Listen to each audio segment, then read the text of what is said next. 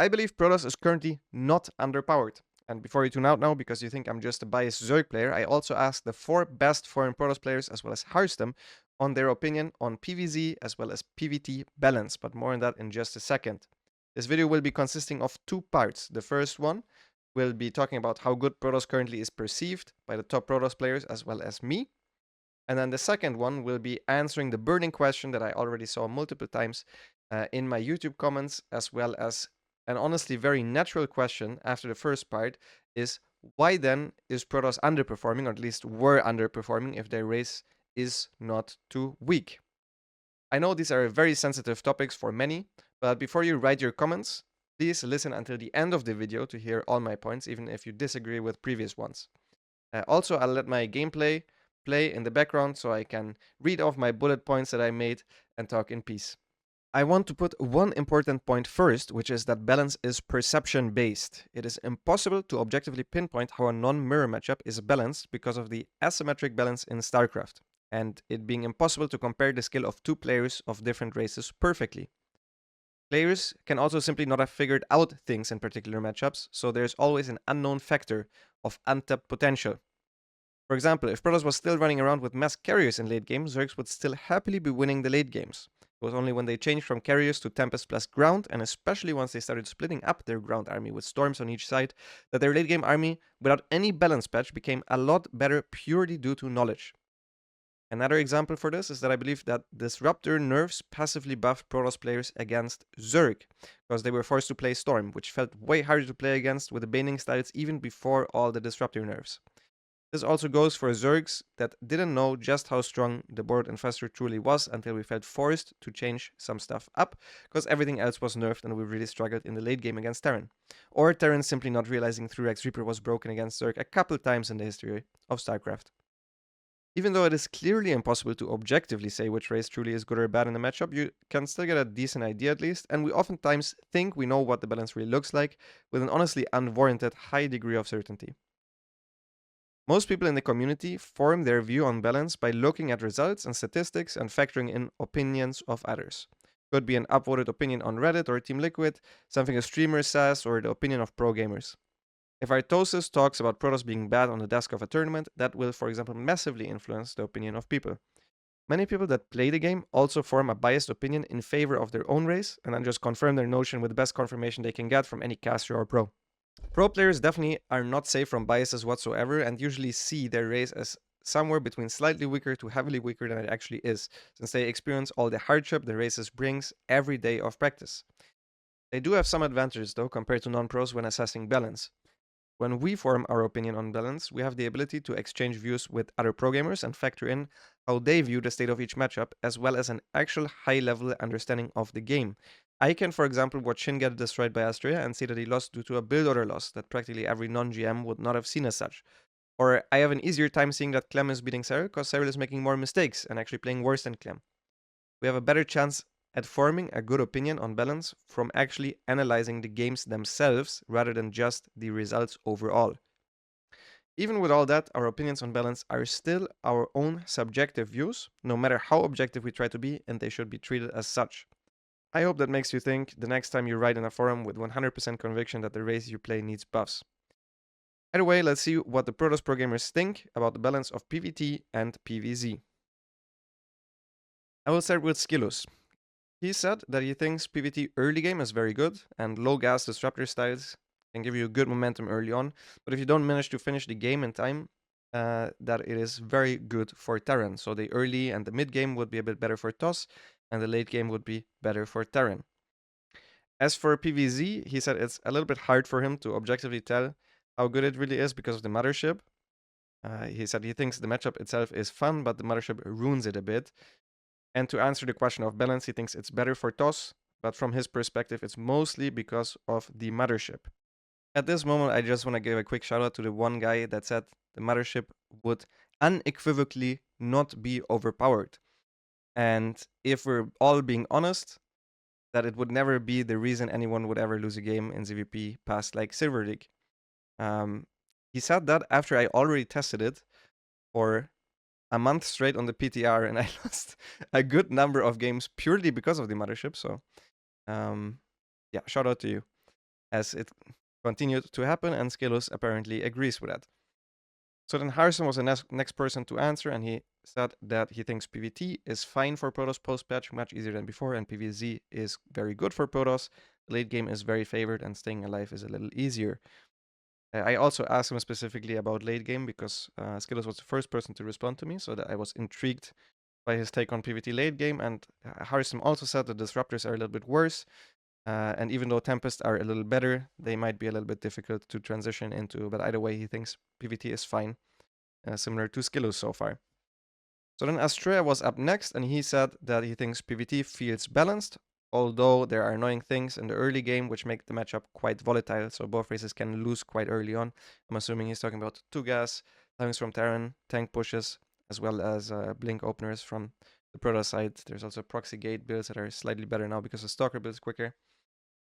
And he thinks that PvZ in a standard game is probably a little bit good for Protoss, but Zerg has a lot of tools to do like all-ins, prepared strategies, that type of stuff. What balances out there. And then I asked him once again for the late game, and he said that it's quite momentum based. Whoever has map control usually is in the advantage. He thinks Giga late game, so where the Tempests show up with a lot of static defense, and the Templars actually might be good for Protoss, but it's also very, very difficult to get there. And I'm gonna be real, I basically never see these games being played out myself, so that makes a lot of sense.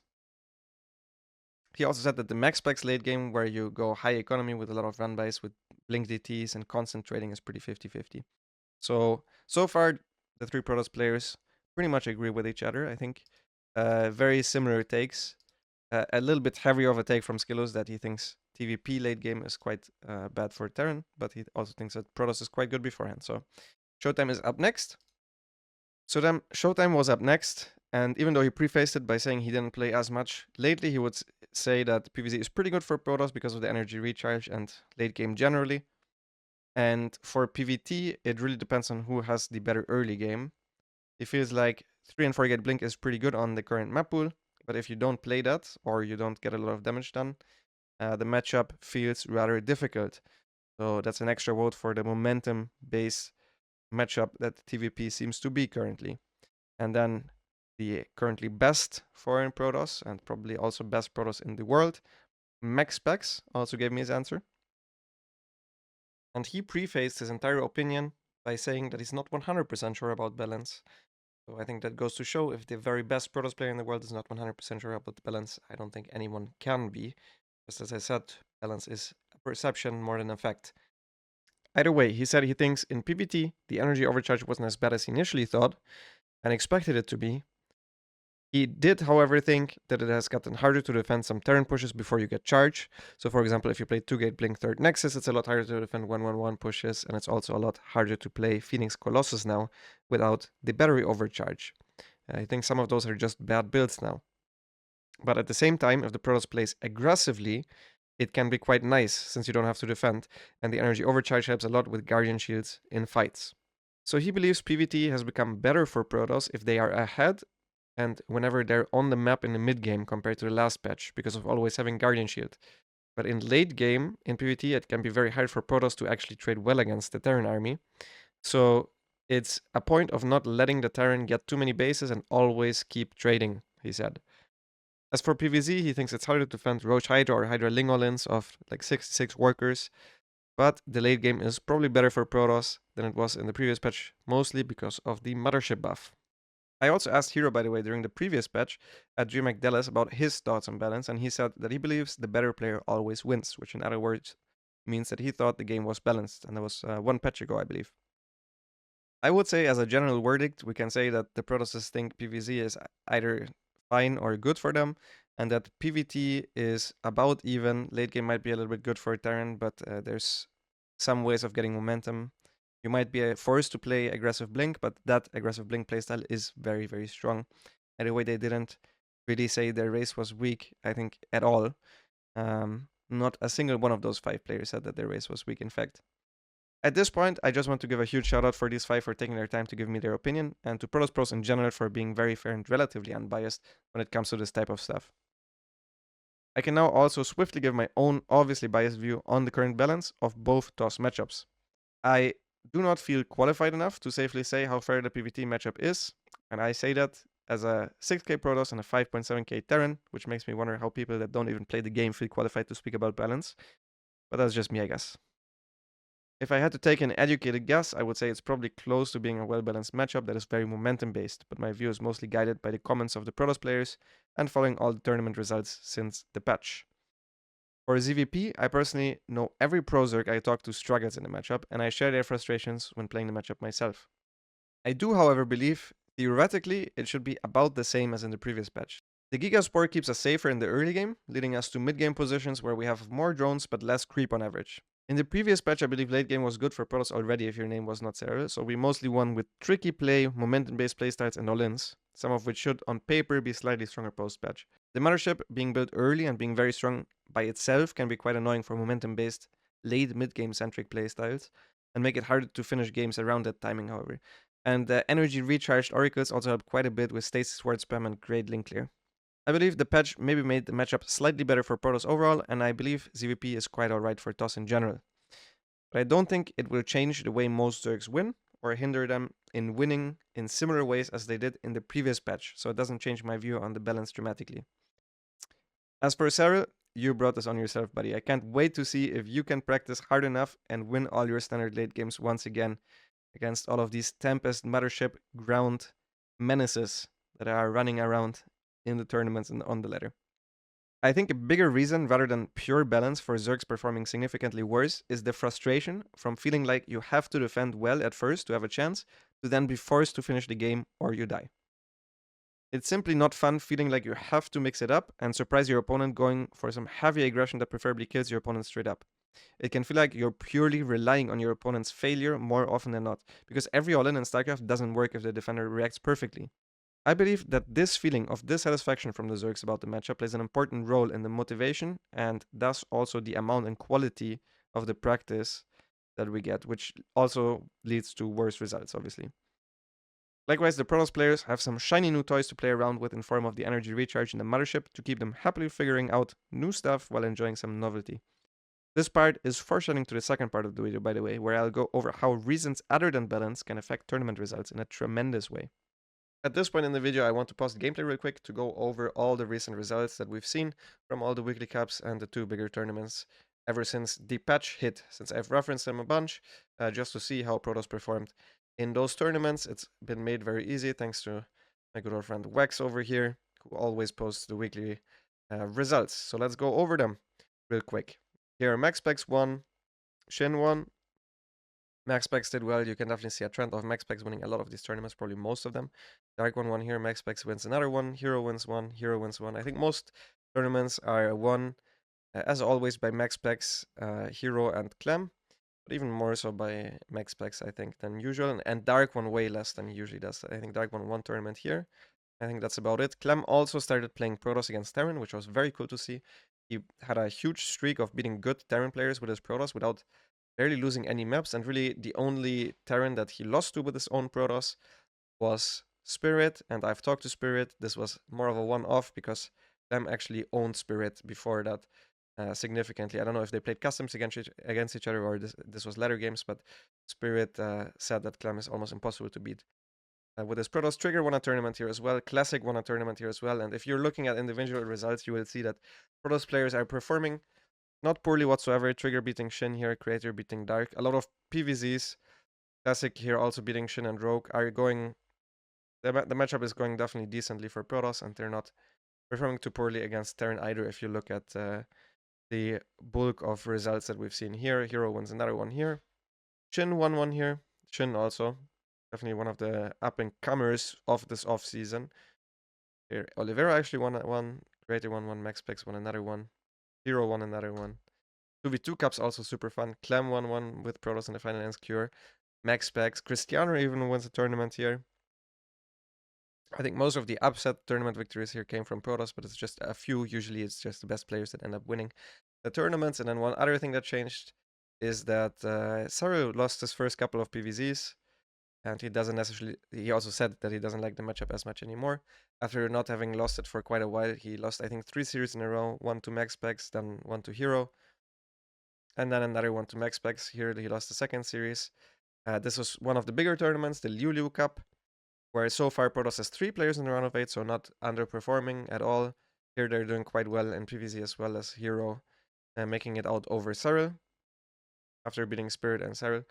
That was decent performance from Protoss there as well. And then this tournament is the reason why I'm actually re-recording this part of the video, because I initially recorded it, and this was just by chance, when it looked the absolute best for Protoss, but I figured I don't want to be cherry picking here, and the Zerg won in the end, so I am re-recording this right now for the second time, and I'm going over all the results where Protoss didn't end up winning in the end. But I think if you look at this tournament overall, I don't think you will come to the conclusion that Protoss is doing too poor whatsoever. They had 4 players in the round of 8, then 4 players in the round of 6, 2 players in the round of 3, and they lost the grand finals 5-3. This game was basically just lost due to a bad forward blink. And this game was very winnable as well. So it's not like Hero couldn't have won the grand finals if a thing or two went different either. And I think that's a positive sign for Protoss. And I think if you look at these results overall, I'm not sure how you can come or get away with the conclusion that Protoss would be too weak, as of right now at the very least.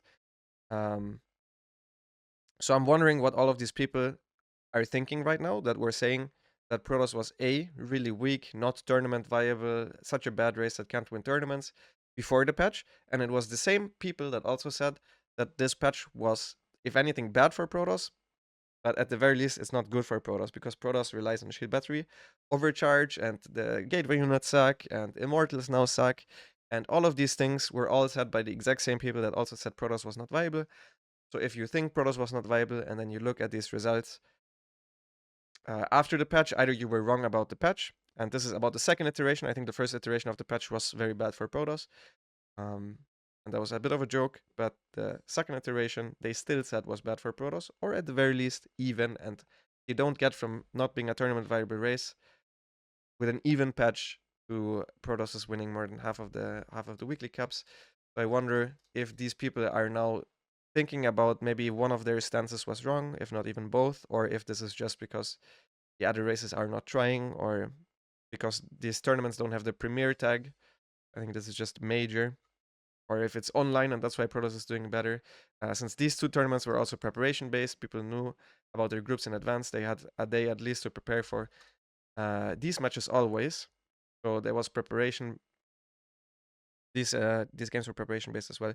I wonder what they're gonna come up with, or if there's a single person out there that thought maybe the patch wasn't good for Protoss and Protoss is already weak, that are now maybe having a different outlook on their previous statements. If you were one of those people, please let me know in the comments if you think maybe something changed in your opinion. Either way, if you for a second assume that Protoss is not doing badly now, either from the opinions of the Protoss players that I've said previously, my opinion, or the tournament results, if you are assuming that that is true for a second, then there is one very natural question that I think a lot of people will have, and then that is, why then did Protoss underperform so heavily in the past 2 years? They didn't win a single Premier Tournament, and most of the round of 8s, there was only 1 or 2 Protosses in there.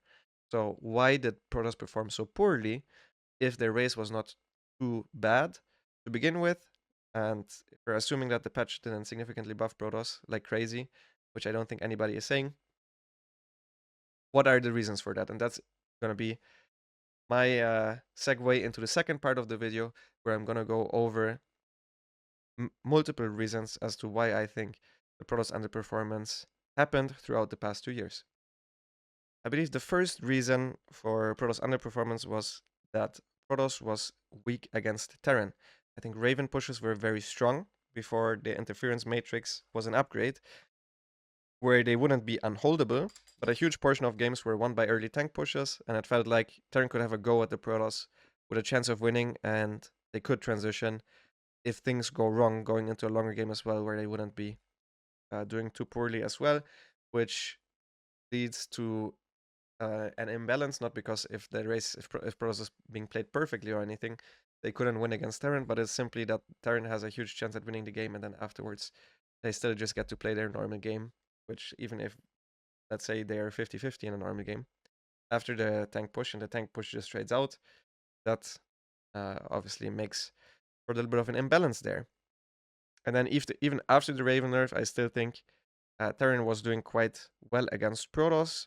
where they figured out they can always make Widow Mines basically off cooldown and start spreading Widow Mines across the map to spot all the run-bys, have Widow Mines in both of their side armies, and run around the map like that. And that on top of very good Terran map pools, where right now we have a map pool where Protoss has good blink options, where a lot of maps are favoring the aggressive blink styles of Protoss. A lot of the older maps had smaller main bases, easier to defend bases, and especially shorter maps where Terran pushes would hit very early.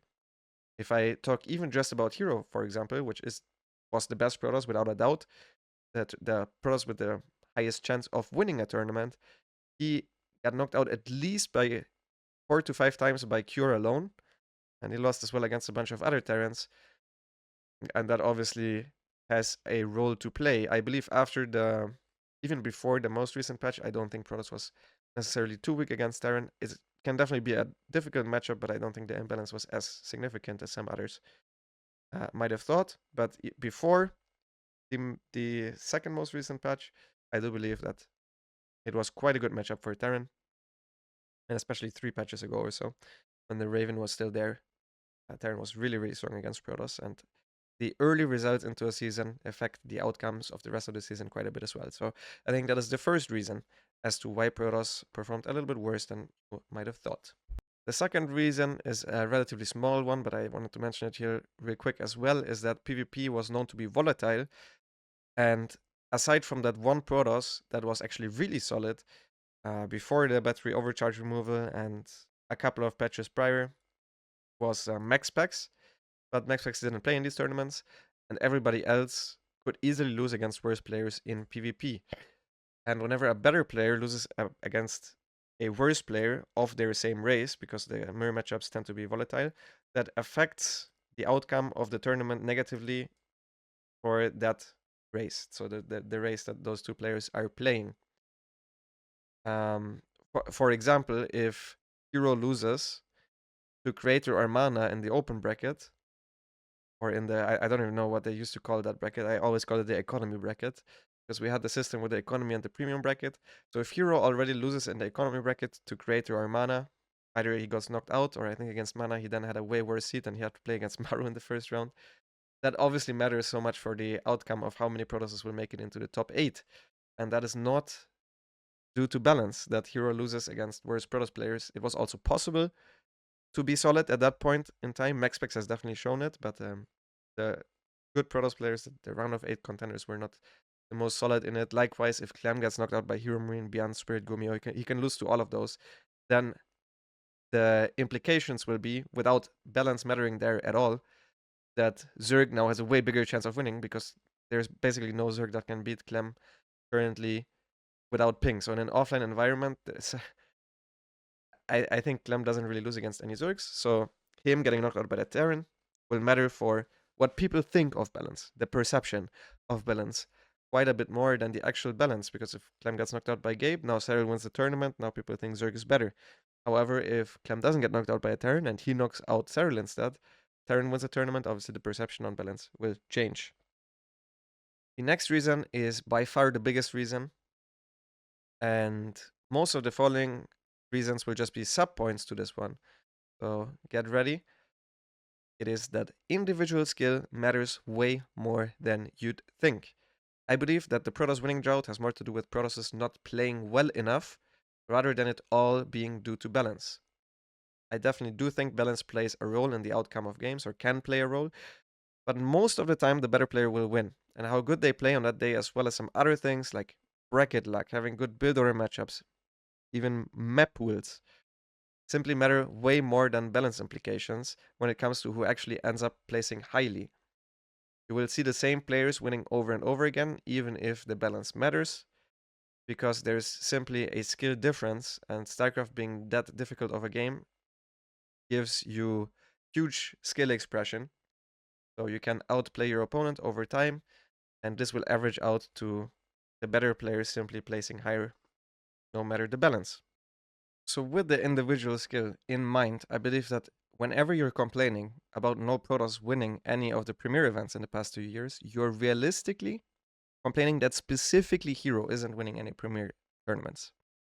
Since max packs is not there, I believe with the individual skill, and I think even the Protoss, the people that say Protoss is too weak, they would agree that they're not complaining about Classic not winning any tournaments or Showtime not winning any Premier international events. I believe that if you're looking at how the players are playing, it's very obvious that there's a select few players that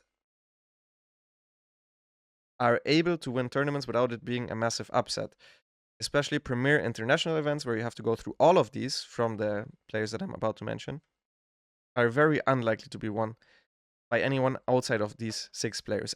This list would usually include 7 players if I go by raw skill, because Max Specs belongs in that list, but he isn't participating in any Premier international events, such as all the DreamHacks, where Protoss usually was underperforming. So if we're talking about the top 6 in my mind is very clear, and it's Cyril, Maru, Clem.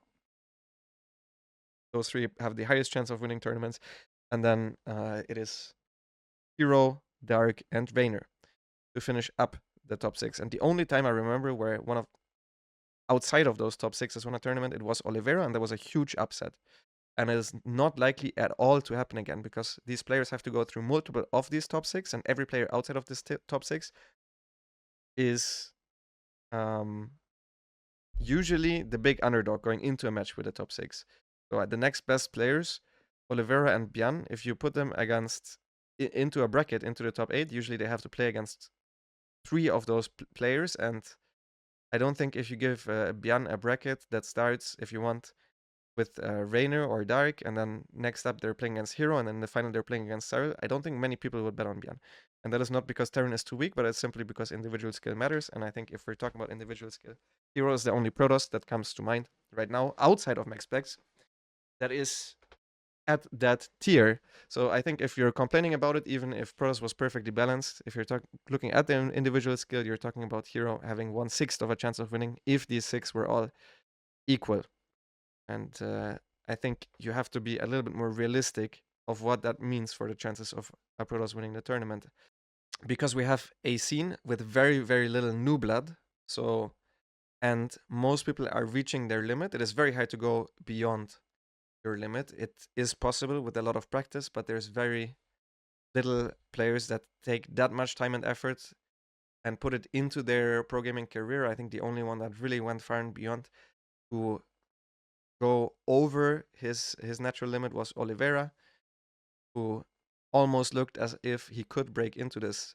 But with how little new blood we have, especially not counting max specs, I think which races these players happen to pick matters quite a bit, obviously. To bring home my point about how much the individual skill really matters, I saw a very interesting comment in one of my Protoss videos where I talked about the common misconceptions about Protoss.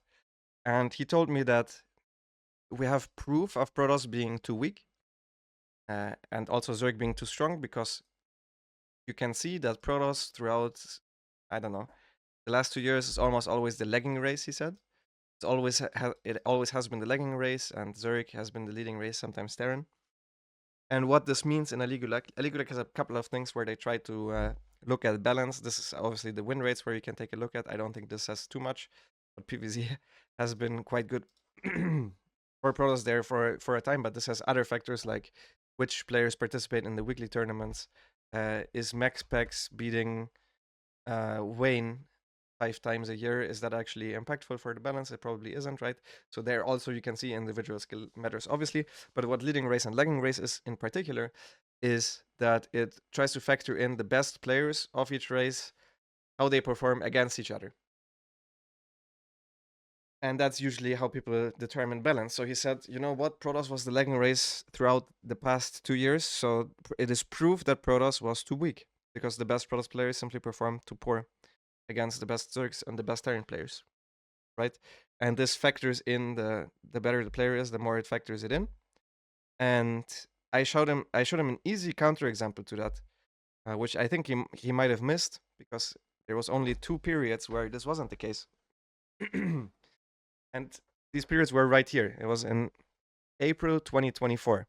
Here, Zerg was the leading race. So Zerg, this was proof, so to say, for Zerg being too strong and Protoss being too weak. And now look at the next list, 369.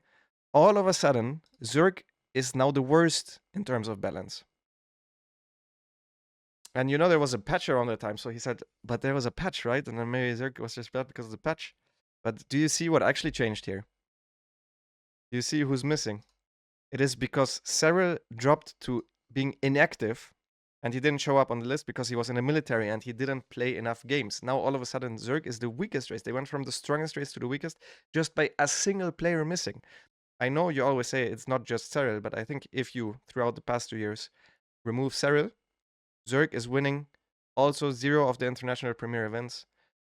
Maybe Dark has a run where he can win one, but I think realistically, it's just the same. It matters so much if you have one player that is just simply better than the other guys that can carry your race to the victories. I think the individual skill matters way more.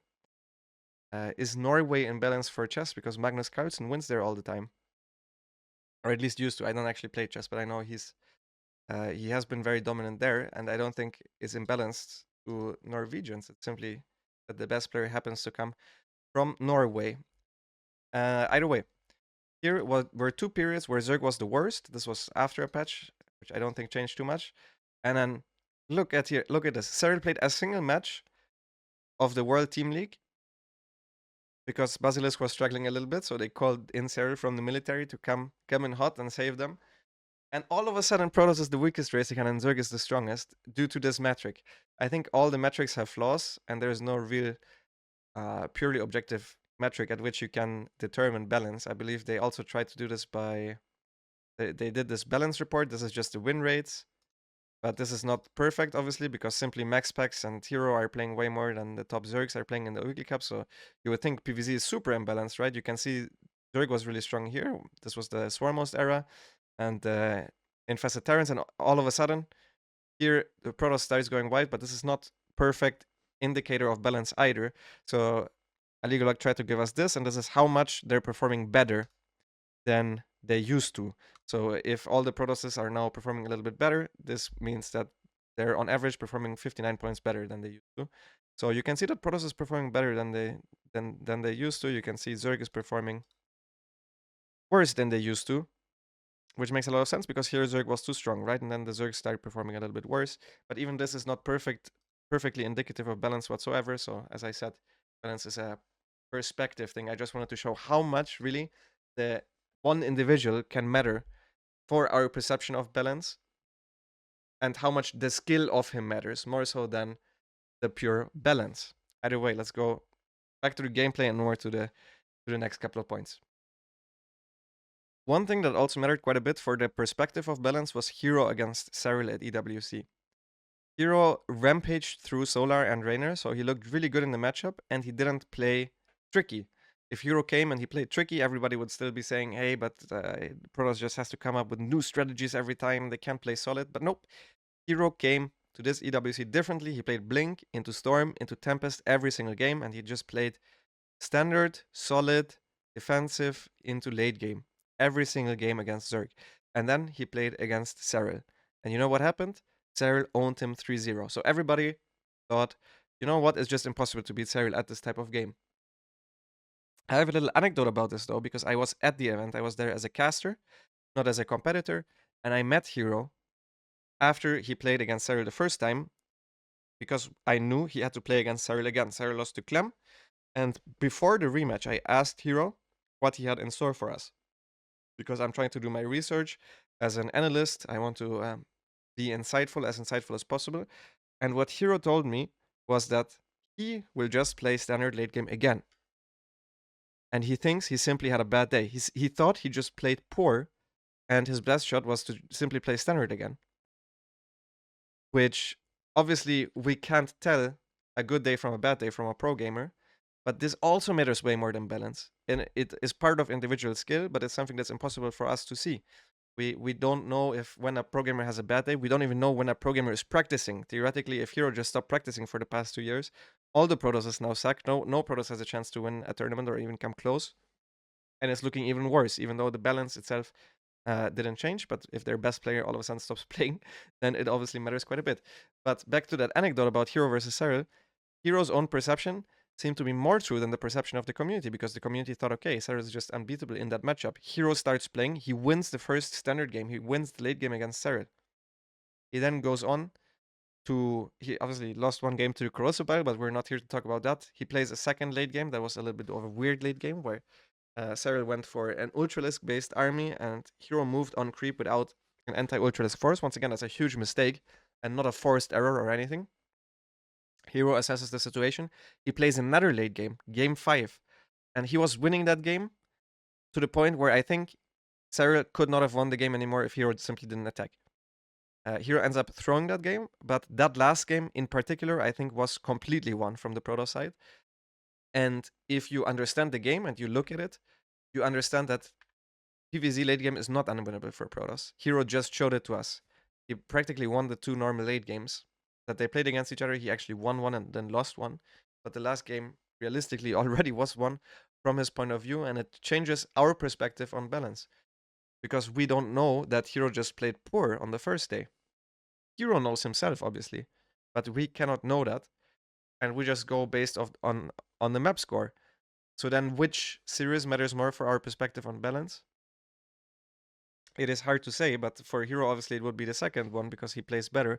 Cyril could also simply have a bad series and a good series, and then once again, it changes our perspective. But that just goes to show how much these small things, like even having a good set of games or a bad set of games, it doesn't even necessarily need to be a good or a bad day, how much sleep, all the other stuff impacts the outcome of the games.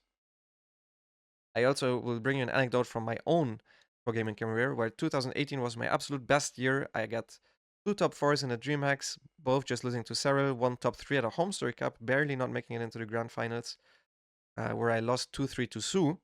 And that was my best year. And Zerg was worse than 2019, but in 2019 I lost motivation, I practiced less, and I performed way worse. 2019 was my worst year ever, even though it was the most broken year in recent history, where Zerg was just completely busted due to Swarmos Nidus being super strong against Protoss, Nidus in general being very, very overpowered, and Zerg being at a way better state than they are now, but I simply performed worse, not due to balance, but because I practiced less. That is something that you also can't see. If you just look at my results alone and in a vacuum and all the other Zergs don't exist, you would think that Zerg is worse, but actually Zerg was way better. I'm gonna go over a bad day versus a good one once again because it's such a hard thing to grasp, I think, especially if you don't play the game yourself. If I'm having a bad day versus a good one, that's a difference between 600 to 1000 MMR. It can really change drastically how I play the game, and it can immediately lead to losses. The way this shows in the game is something that is impossible to see for you guys, but it might take me longer to saturate my gases because I'm not as accurate with the mouse. I might misclick a bunch. I might be supply blocked when I otherwise wouldn't be. I might not have my overlords in position. And let's give an in-game example of this. Let's say I'm misclicking some drones, so I'm taking an extra second to saturate my gas. I'm trying to make then a spore, and it gets cancelled because I put it on top of another drone. I go back there, and oh shit, the Hellions are past my queens because I didn't look at the minimap at that time since I was fixing my drone saturation and the spore crawler. I lose the game to a Hellion run by. This can happen very, very frequently, and StarCraft is a very snowbally game where even if you just make these small mistakes, you start feeling way worse, you get less confidence, it snowballs into you playing worse as well. And every single player has that. And that's something that is not affected by balance, but it affects the outcomes very much so, even though it is not balance. Also, if I practice a lot, I play way better than if I don't practice. These things are so big and they're not visible to the viewers. They're also not visible to any pro gamer that is viewing the game. I think we can make an educated guess if someone is having a bad day from obvious errors that can result from this, but these small things, I mean, especially if you win while you're having a bad day, you can't see that whatsoever. Another good example for the practice mattering is that Shin is the Zerg that's practicing by far the most. So even though most Zergs, or actually every Zerg, is just doing a little bit worse in the off season, Shin is performing better simply because he's putting in the effort. An extra reason, for example, are things that happen in your personal life. Let's say Dark is not winning any of the Open Cups anymore. Is that because Zerg is simply doing worse? It could be, but it could also simply be because he's a new dad and he doesn't have good sleep, or he obviously he has other things now in his life that are very important to him. that he needs to focus on. Maybe he is losing motivation because he has to go to the army. And now, if one of our top players are having these uh, these things that we cannot really grasp, the balance all of a sudden is looking worse for Zerg, because Dark, until recently, was the best Zerg in all of these weekly caps, and he still is, but now he's performing worse, and we can't necessarily say that it's purely because of balance. Either way, to get to my next point, what also matters quite a bit, I want to take a look at Heroes' year so far. And if you look at Heroes' 2 years, which was realistically 1 year, you can clearly see that he had a very, very bad start to the season. He got knocked out right away in the group stage for the GSL. He then had to go to the economy bracket. He lost there to Elaser and Creator, and that snowballed quite a bit. Even with the way the new format was changed in the offline events, it is very, very unlikely that you make it from the economy bracket into the run of 8, simply because you have that many matches to go through. Even if you're favored against everyone, unless you're Cyril and you're highly, highly favored against everyone, you're not likely to go through this stage. So the beginning of his season, of Hero season, not only PvT being worse back then still, but also simply because either he might not have played that well on that one day in the GSL and it starts to snowball from there, or for whatever reason, the hero might not have practiced, it doesn't really matter. What it is, he kept getting harder and harder brackets because he had a bad start to the year. One thing I want to show you guys for this is how the seeding works in the ESL system. This was already a little bit later on into the year. Initially, there were 3 ESL events. There was ESL Spring. I don't have the other ones open right now, but one of the brackets, Hero made it out of the economy bracket. He was literally the lowest second place finisher in terms of points, and he got Maru in the first round because he came from the economy bracket and just simply because of how bad his points were. And then you get way harder brackets, and it matters so much. This was later on into the season where Hero already made a couple of points, but he's still very low. So Hero here is getting 2-0 win, 2-1 win against Rainer, but he already has to play against Rainer in the first round. If you compare that with Dark, who is on the same level of Hero and who also performed at the same as Hero overall, who has, I would say, the same chances at winning the entire event, to Hero, he simply has a way easier bracket. Hero has to go into Rainer, then Cyril, and then he has to play Spirit in the lower bracket, and then instantly he has to play against Clam. And because he's coming now from this bracket and he didn't go through here, he has to play one of the top 4 players, and he gets Maru. So he had to play against 1, 2, 3, 4 players of the top 6, and he's one player himself. The only one he didn't have to play was Dark, and then he would have had to play against him again if he wanted to win the tournament, and then Cyril again. He literally would have had to go through all of the top 6 and one guy twice to win that tournament. And if you compare that with Dark, here Hero didn't make it into the round of 4, but he just lost 2-3 to Maru in a very close series. If you compare that to Dark's path, he beats Trigger because he has higher points, right? So he plays against the worst first opponent. Then he plays against Cure because once again he has more points. This is seed 1, 2. So seed 2 plays against seed 3. Hero would be in this case be seed 5. So at first he has to play against seed 4 and then seed 1 to make it into the round of 4. Dark has to play against Trigger and then Cure, which is so much easier than Rainer into Cyril. And then he has to beat Bian to make it into the round of 4. Now, do you think that the reason Dark made it to the round of 4 and not Hero is because of balance? Or can it also have something to do with the fact that just simply got the worst seed? Because the beginning of his year was bad. Like, if I compare Heroes and Dark's years and seasons, it is clear to me that Dark was more consistent. I think the chance of winning a tournament for both of them was exactly the same. Hero made it into 3 finals. I think he went 4-5 against Maru in one of the finals. He definitely could have won that one, for example, if it wasn't a best of 7. And then obviously it wouldn't have counted somehow, but because maybe it wasn't enough players or something, I don't know. But both of them made it into 3 finals. Dark won 1, that also wasn't an international premier event. It was a GSL where he beat Maru in a close series. With a huge throw from Maru on golden aura. But anyways, I'm getting ahead of myself. I think Hero has had exactly the same chances as Dark as winning this tournament, but he handicapped himself by having a very, very bad start to the season, which can happen in a GSL. No matter how good you are, we also see Maru bumming out somehow.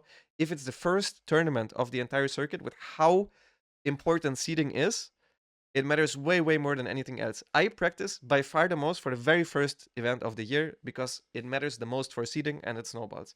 So there's another factor for you, another reason as to why maybe Protoss didn't win a tournament, because Hero simply had to go through extremely difficult brackets due to him having a bad start of the year for whatever reason. Obviously, this can also partly be affected by balance, but not only, there's so many other reasons that play an even bigger factor. Now, the past segment was mostly about Hero and why Protoss hasn't won any event in the past 2 years. I mean, definitely Hero had some chances when he got to the finals, but he ended up losing them. But another oftentimes raised point was, why doesn't Protoss make it into top 8? And I want to once again just say what you guys are actually complaining about. First of all, in the 3 Premier International events, Classic, I think, made it into round of 8 twice. So what you're actively complaining about is, I mean, we talked about Hero. Hero is usually a player that should make it into round of 8, but he choked a little bit. And if Classic can make it, that also means the Hero should theoretically be able to make it. But what you're complaining about, if you want extra players outside of Classic or Hero to make it into round of 8, you're complaining about Showtime, Astrea, and Creator. And then it's getting a bit weird, because if you're complaining about Showtime not making it into the top 8, why is nobody ever complaining about Hero Marine never making it into the top 8s? Like, those are similar skill and have been forever, so like, why are we having double standards there? Who tells me that Creator is a better player than Byan, or who says me that Astrea deserves a top 8 more than Oliveira? Are these players all better than Solar or Gumio? It's so difficult to say, but obviously I can't tell you for sure that these are worse, but there's a lot of players below that top 6, which are always very likely to get there, that are on a very similar level. So that multiple of Classic plus these 3 making it into the top 8 is not a very likely outcome. If you're being realistic, just about pure individual skill level, let's say Protoss is better, let's say Protoss is even favored, I still don't think it is super likely, with all the players that we have, and with how much better the top 6 is than the rest, and with how much players we have on a similar level below those top 6, that you want Classic and Astrea and Showtime making it into the top 8. I think it's just simply not very likely, no matter the balance. There are plenty of other players that are good but don't make the top 8, and just because they are the next best players of their race doesn't mean they deserve it, or else the game is imbalanced. I think that is stupid logic. If Sarah and Rainer stop playing, are you guys then starting to complain that Zerg has little players in the top 8 because the top 8 only consists of Terrans and Protosses plus 1 of Shin and Solar? I don't think you would, because then the players you're actively complaining about not making it into top 8 are Elaser and me, and I don't think anybody has ever complained about either of us not making it into top 8, because we're simply not the top 8 players. Usually we're around top 20 players or something. And that is due to our individual skill and not due to Zerg being weak, even if our best players happen to all go to the military. So it is incredibly obvious to me that all of your top players leaving to military would have a big effect on the outcome of tournaments, right? I think that is something that we could all agree on. So for Protoss, this just happened to be the case with Zest, Parting, Stats, SOS, Rain, Stats, Hero, even players like Deer and Zaun. They all left to the military. And if literally all your best players are taking 2 years off or are retired, then that is also one of the reasons why you don't have many players in the round of 8. If you genuinely think that if all of those players hadn't left for military and were playing, or even if MaxPlex played in all those tournaments, if you seriously think the top 8 distribution would be the same, you are mental. Obviously, these things affect the round of 8 statistics of Protoss, as well as the chance of tournament victories, significantly. I don't think there's any way around it. Now, you can still argue for Protoss being too weak and all of that stuff, but all of the reasons that I said so far are very, very important for the outcome of these events, and that's also our perception of balance. Even with all those reasons, it doesn't necessarily mean that Protoss was not too weak, nor can the Zergs and Terrans say, it all makes sense, Protoss was too strong all along, their players were just not good enough. If I want you all to have one takeaway from this video, it's that balance is a matter of perspective. There is no perfect statistic that you can look at to determine balance. Balance discussions are basically always blinded by biases and are almost always fruitless. You can of course discuss whether something feels unfair. You can always vent your frustrations, but the amount of pointless internet fights I've seen throughout the past years makes me more sad than anything. I've blocked the StarCraft Reddit a couple years ago because it was consumed by unconstructive balance discussions and hate. Even in Twitch chats, whenever anyone wins or loses a game, it's always due to balance instead of giving any credit where it's due. We're not the biggest community on the internet anymore, so let's try to be constructive when we talk about the game instead of pushing people away with all of that negativity. I don't want to end this video sounding like some kind of a hippie, but this really has got to stop. And this goes for community members of all three races. So this is a message to the Zergs listening now in particular. I know the most recent patches felt rough, and especially ZVP can be very frustrating. Be it your favorite Zerg player losing in a late game against Ground Tempest, or you getting A-moved by Skytoss on the ladder. I know it can be difficult, but please don't whine to the extent I saw from the pro-Protoss movement in the recent years. Every time I would win a game against a good Protoss, it'd be used as a balance argument. It doesn't matter if I perfectly read my opponent during the match or invented even a new build order just to blind counter the Protoss. In the end, people would credit balance instead of anything I did. And I don't want this to happen to the Protoss players now. Balance isn't as bad as you think, and even if there are small advantages, the better player usually ends up winning on the pro level. As for yourself, you get matched in a way that guarantees evenly matched players in terms of win ratio. Thinking about whether what you did was harder than what your opponent did, or contemplating if the only reason you lost is due to some imbalance at your level is logically completely pointless. It also won't make you feel better than if you take responsibility for your mistakes and you look for areas to improve upon. I know this is much easier said than done, but whenever you manage to remind yourself of this, it's a step in the right direction. I know nobody's perfect, and I myself also make my fair share of jokes and sarcastic comments about ZVP whenever I stream. I want to personally help raise the number of active Zergs in the higher leagues again, and I also want to help every Zerg enjoy their time on the ladder more than they currently do. In order to do so, I started a completely new Patreon, the Zerg Academy.